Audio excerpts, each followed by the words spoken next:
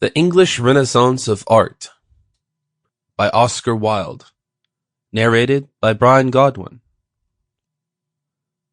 Among the many debts which we owe to the supreme aesthetic faculty of Goethe is that he was the first to teach us to define beauty in terms the most concrete possible, to realize it, always in its special manifestations.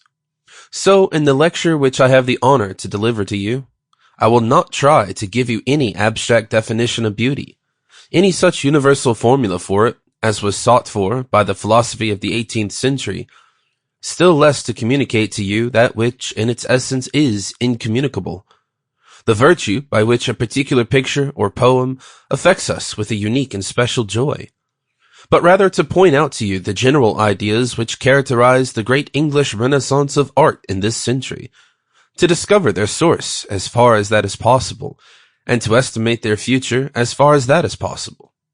I call it our English Renaissance because it is indeed a sort of new birth of the spirit of man, like the great Italian Renaissance of the 15th century, in its desire for a more gracious and comely way of life, its passion for physical beauty, its exclusive attention to form, its seeking for new subjects for poetry, new forms of art, new intellectual and imaginative enjoyments. And I call it our romantic movement because it is our most recent expression of beauty. It has been described as a mere revival of Greek modes of thought, and again as a mere revival of medieval feeling. Rather, I would say that to these forms of the human spirit, it has added whatever of artistic value, the intricacy and complexity and experience of modern life can give. Taking from the one its clearness of vision and its sustained calm, from the other its variety of expression and the mystery of its vision. For what, as Goethe said, is the study of the ancients but a return to the real world, for that is what they did. And what, said Mazzini, is medievalism but individuality?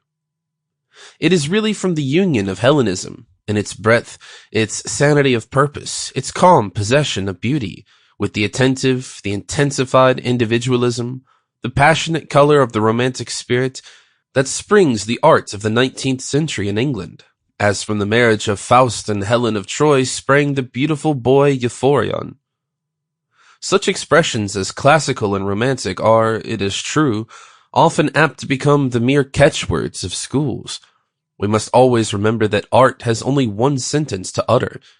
There is for her only one high law, the law of form or harmony. Yet between the classical and the romantic spirit we may say that there lies this difference at least, that the one deals with the type and the other. Sample complete. Ready to continue?